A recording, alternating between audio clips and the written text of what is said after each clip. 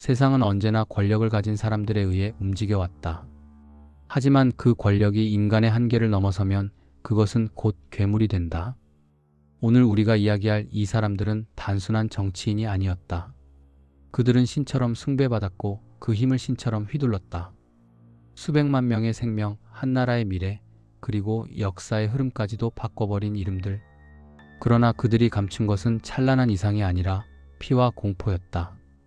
지금부터 세상을 뒤흔든 10명의 독재자와 그들이 숨기려 한 범죄를 이야기한다. 당신이 알고 있던 역사는 지금부터 조금 다르게 들릴지도 모른다. 그 첫 번째 인물은 인류 역사에서 악의 상징이라 불리는 사나이, 아돌프 히틀러. 그는 평범한 화가 지망생이었다. 오스트리아의 한 허름한 다락방에서 붓을 들고 유화 물감을 섞던 청년이 어떻게 세계를 전쟁으로 몰아넣었을까? 히틀러는 1차 세계대전에서 병사로 참전했고 전후 혼란 속에서 독일 민족의 굴욕을 자신의 복수심으로 바꾸었다. 그는 대중의 분노를 정확히 읽었다. 가난, 실업, 모욕감. 히틀러는 그 모든 절망을 하나의 표적으로 모았다. 유대인. 그렇게 나치는 태어났다. 독일을 다시 위대하게 만들겠다는 약속은 사람들의 가슴을 뒤흔들었고 그 대가는 상상조차 하기 어려운 참혹함이었다. 그가 감춘 범죄는 단순한 전쟁이 아니었다. 인간성을 말살한 시스템적 학살, 강제 수용소의 가스실, 실험실에서 신체가 잘려나간 포로들, 그리고 숫자로 기록된 이름 없는 시체들. 그는 죽는 순간까지 자신이 한 일을 정당했다고 믿었다. 미친 신념의 끝이었다. 두 번째 인물은 냉전의 반대편에서 또 다른 악몽을 만들어낸 남자, 이오시프 스탈린. 그는 러시아 혁명의 영웅으로 시작했지만 곧 영웅이 괴물로 바뀌었다. 권력을 장악한 스탈린은 혁명에 반대하는 자는 모두 적이라 선언했다. 그리고 적은 매일 늘어갔다. 정치인은 물론 예술가, 과학자, 농부, 심지어 친구와 가족까지. 밤마다 들려오는 NKVD의 트럭 소리에 사람들은 숨을 죽였다. 숙청이라는 단어는 공포의 상징이 되었고 한밤중의 문 두드림은 곧 사형 선고였다. 스탈린은 자신의 권력에 조금이라도 위협이 될 수 있는 모든 일을 없앴다.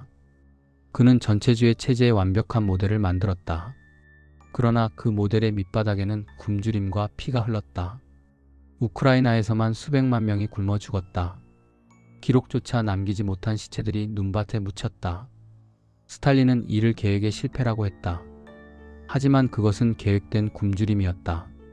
그는 스스로를 신이라 믿었고 모든 인간은 그의 체제 속 부품이었다. 세 번째 인물, 이탈리아의 베니토 무솔리니. 그는 파시즘이라는 단어를 만든 장본인이다. 사람들은 히틀러보다 그를 덜 기억하지만 히틀러가 배운 것은 바로 무솔리니였다. 그는 언변이 탁월했고 대중을 매료시키는 연설의 천재였다. 하지만 그 화려한 말 뒤에는 잔혹한 실험이 있었다. 그는 자유 언론을 폐지하고 반대자를 투옥했다. 이탈리아는 강한 남자의 상징 아래 군사국가로 변해갔다. 그러나 진짜 범죄는 식민지에서 벌어졌다. 에티오피아 침공 당시 그는 화학무기를 사용했다. 하늘에서 떨어진 독가스로 마을 전체가 몰살당했다.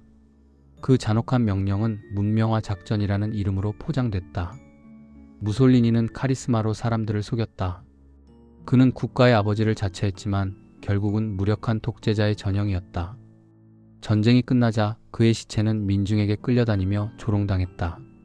독재는 그렇게 무너졌다. 그러나 그가 남긴 파시즘이라는 개념은 이후 전 세계로 번져갔다. 네 번째 인물, 마오쩌둥. 그는 한 세기의 중국을 통째로 바꾼 인물이었다. 처음엔 해방과 평등을 외쳤지만 그가 만든 평등은 모두를 똑같이 굶주리게 했다.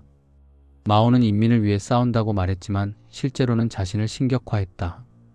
그의 초상화는 교회 십자가처럼 걸렸고 그의 말은 성경처럼 외워졌다. 대약진 운동이라는 이름 아래 농업을 강제 집단화하면서 중국 전역이 기아에 빠졌다. 수천만 명이 굶어 죽었지만 마오는 통계가 잘못됐다며 보고를 무시했다. 한편 그는 문화 대혁명을 일으켜 지식인을 탄압하고 어린 학생들에게 인민의 적을 색출하라 명령했다. 아이들이 부모를 고발하고 교사가 광장에서 맞아 죽는 일이 일상이 되었다. 그는 그 모든 혼돈을 혁명의 과정이라 불렀다.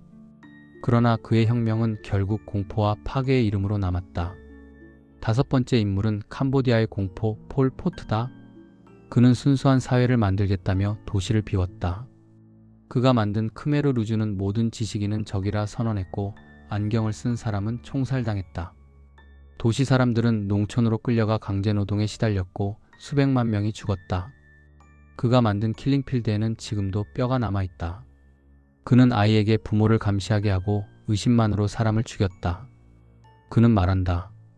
혁명에는 감정이 필요 없다. 폴 포트는 냉정했고 그 냉정함은 악의 다른 이름이었다.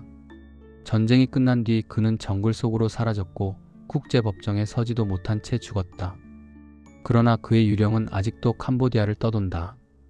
여섯 번째 인물, 루마니아의 니콜라의 차우셰스쿠. 그는 사회주의의 영웅으로 시작했지만 곧 신이 되었다.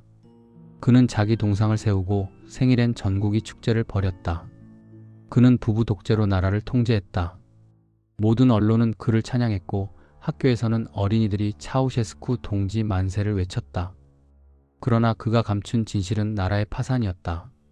국민들은 배급표로 빵을 나누고 겨울에는 난방조차 끊겼다. 그의 궁전은 황금으로 장식되어 있었고 백성들은 추위에 떨었다. 결국 민중은 폭발했다. 1989년 루마니아 혁명. 그는 헬기로 도망치려다 붙잡혔고 민중 재판에서 단 90초 만에 사형 선고를 받았다. 총살 순간 그는 외쳤다. 나는 인민을 사랑했다. 그러나 그의 사랑은 피 위에 세워진 신화였다. 일곱 번째 인물, 스페인의 프란시스코 프랑코. 그는 군인 출신으로 스페인 내전에서 파시스트 군대를 이끌며 정권을 잡았다. 그는 교회를 이용해 정당성을 만들고 반대자를 신의 적으로 몰았다. 수십만 명이 재교육이라는 이름으로 감옥에 갇히거나 사라졌다. 그는 언론을 통제하고 스페인을 하나의 신, 하나의 국가로 만들겠다 선언했다. 프랑코 치하에서 스페인은 침묵의 나라가 되었다. 그의 통치는 36년간 이어졌고 사람들은 그를 신처럼 두려워했다. 하지만 그는 스스로를 구원자라 불렀다. 아이러니하게도 그의 죽음 이후 스페인은 민주주의로 부활했다. 그러나 그가 만든 공포의 그림자는 아직도 일부 사람들의 기억 속에서 지워지지 않는다. 여덟 번째 인물, 북한의 김일성. 그는 항일투사로 시작했지만 해방 이후 영원한 수령이 되었다. 그는 스탈린과 마오에게서 통치 기술을 배웠고 그보다 더 완벽하게 체제를 만들었다. 김일성의 초상화는 모든 가정에 걸렸고 그의 이름은 신성불가침이었다. 북한 주민은 매일 그의 업적을 공부했고 그의 생일은 국가 최대 명절이었다. 하지만 그가 감춘 것은 굶주림과 공포였다. 수십만 명이 정치 범수용소에 갇혔고 세대가 지나도 죄가 사라지지 않았다. 그는 자주와 주체를 외쳤지만 그 이면엔 철저한 통제가 있었다. 김일성은 세습 독재의 첫 장을 열었다. 그의 죽음 후에도 권력은 가문 안에서 이어졌다. 세계 역사에서 가장 완벽한 세습 체제, 그것이 그가 남긴 유산이었다. 아홉 번째 인물은 이라크의 사담 후세인이다. 그는 처음엔 카리스마 있는 지도자로 등장했다. 서구 언론은 그를 현대화된 아랍의 얼굴이라 불렀다. 그러나 그의 진짜 얼굴은 곧 드러났다. 그는 반대 세력을 국가의 적이라 부르며 제거했다. 사람들은 새벽마다 공포 속에서 잠들었다. 그의 비밀 경찰은 수천 명을 고문했고 그 고문실에는 이름조차 없는 희생자들이 있었다. 사담은 권력의 정점에서 전쟁을 시작했다. 이란과의 8년 전쟁, 그리고 쿠웨이트 침공. 그는 승리의 상징처럼 자신을 포장했지만 그가 감춘 건 참혹한 실패였다. 특히 1988년 쿠르드족이 살던 할라부자에서 화학무기를 사용해 수천 명의 민간인이 숨졌다. 아이와 노인까지도. 그는 그 사건을 끝까지 부인했다. 적의 소행이라 주장했지만 모든 증거는 그의 명령을 가리켰다. 그는 전쟁 후에도 호화로운 궁전에서 살았다. 국민들이 굶어도 그는 자신의 동상을 세우며 웃었다. 그러나 2003년 모든 것이 끝났다. 그를 숭배하던 사람들은 돌을 던졌고 그의 동상은 쓰러졌다. 그는 법정에서 마지막까지 나는 죄가 없다고 외쳤다. 하지만 그가 만든 공포는 이미 세계가 알고 있었다. 열 번째 인물, 우간다의 이디 아민. 그는 군인 출신으로 쿠데타로 권력을 잡았다. 처음엔 서방 언론이 아프리카의 강한 지도자라 찬양했지만 곧 곧 그는 피의 폭군으로 변했다. 그는 자칭 백인 제국주의에 맞서는 영웅을 자처하며 아시아계와 유대계 상인 수만 명을 추방했다. 그 결과 우간다의 경제는 붕괴했다. 그는 술에 취해 정적을 죽이고 시체를 강에 던졌다. 사람들은 그를 아프리카의 도살자라 불렀다. 그는 사람을 죽인 뒤 축제를 벌였고 자신이 직접 군복을 입고 사형 집행을 지휘했다. 그의 병사들은 그를 신처럼 모셨지만 눈빛 속엔 공포가 있었다. 어느 날은 부하의 아내가 자신을 거절했다는 이유로 그 가족을 모두 사살했다. 그는 폭군이었지만 동시에 불안한 인간이었다. 자신의 목숨을 노리는 자가 있을까 밤마다 잠을 이루지 못했다. 결국 그는 망명지 사우디아라비아에서 쓸쓸히 죽었다. 그는 한때 나라를 지배했지만 마지막엔 아무도 그의 장례를 원하지 않았다. 이제 이 10명의 이야기를 모두 들었다. 히틀러, 스탈린, 무솔리니, 마오쩌둥, 폴 포트, 차우셰스쿠, 프랑코, 김일성, 사담 후세인, 이디 아민. 그들은 서로 다른 대륙, 다른 시대에 살았지만 하나의 공통점이 있었다. 바로 신념이라는 이름의 맹목이었다. 그들은 자신이 옳다고 믿었고 자신을 반대하는 모든 일을 악이라 규정했다. 그 결과 수억 명이 죽었고 수많은 나라가 무너졌다. 하지만 그들은 끝까지 자신을 변명했다. 우리는 나라를 위해 싸웠다. 혁명을 위해 어쩔 수 없었다. 그들의 입에서 흘러나온 그 한마디가 수많은 무덤 위를 덮었다. 그러나 진짜 무서운 건 이 이야기가 과거의 것이 아니라는 사실이다. 역사는 반복된다. 권력은 언제나 달콤하고 사람들은 그 유혹에 약하다. 히틀러도 스탈린도 처음엔 박수를 받았다. 그들은 모두 국가를 구할 영웅이었다. 하지만 영웅이 악마로 변하는 데엔 오래 걸리지 않았다. 대중은 선동에 열광했고 진실보다 감정에 끌렸다. 바로 지금 이 순간에도 누군가 그런 말을 하고 있을지 모른다. 나만이 나라를 구할 수 있다. 우리의 적을 없애야 한다. 그 말 뒤에는 언제나 비극이 숨어 있었다. 역사는 단지 오래된 이야기가 아니다. 그것은 인간의 거울이다. 히틀러의 광기, 스탈린의 공포, 폴 포트의 냉정함, 김일성의 숭배 체제. 그 모든 것은 인간이 가진 본능의 한 조각이다. 권력을 향한 욕망, 두려움, 복수심, 그리고 인정받고 싶은 열망. 그 욕망이 한계를 넘으면 세상은 피로 물든다. 그렇다면 우리는 무엇을 배워야 할까? 역사를 공부하는 이유는 단순히 과거를 아는 것이 아니다. 그것은 다시는 반복하지 않기 위해서다. 하지만 세상은 너무 쉽게 잊는다. 시간이 지나면 사람들은 고통을 잊고 독재자들의 화려한 연설과 강한 이미지만 기억한다. 어떤 이는 히틀러를 경제를 살린 지도자라 말하고 스탈린을 강력한 리더라 칭송한다. 심지어 몇몇은 김일성을 조국의 아버지라 부른다. 하지만 그 말 속엔 진실이 빠져 있다. 그들이 만든 번영은 피로 세워졌고 그들이 지킨 평화는 침묵 위에 있었다. 그들은 모두 두려움을 통치의 도구로 사용했다. 사람들은 체제에 순응했고 공포 속에서 살았다. 그러나 공포는 영원할 수 없다. 언제나 그 끝엔 폭발이 온다. 무솔리니는 민중에게 매달려 죽었고 차우셰스쿠는 재판도 없이 총살됐다. 사담 후세인은 감옥에서 교수형을 당했고 폴 포트는 숲속에서 숨을 거뒀다. 결국 역사는 그 누구도 용서하지 않았다. 권력은 달콤하지만 그 끝은 항상 비참했다. 이 독재자들의 공통된 특징 중 하나는 진실을 두려워했다는 것이다. 그들은 언론을 통제했고 책을 불태웠다. 사람들에게 생각할 자유를 빼앗았다. 왜냐하면 생각하는 국민은 통제할 수 없기 때문이다. 그래서 그들은 국민을 무지하게 만들었다. 교육은 선전이 되었고 역사책은 거짓으로 채워졌다. 어린이들은 독재자의 이름을 외우며 자랐다. 하지만 아이들이 커서 그 이름이 악이었다는 것을 깨달을 때 그 사회는 이미 너무 늦었다. 히틀러가 등장한 건 경제 불황 때문이었다. 스탈린은 혁명의 혼란 속에서 권력을 잡았다. 마오는 외세의 침략을 명분으로, 김일성은 분단의 상처를 이용했다. 독재는 언제나 위기 속에서 자란다.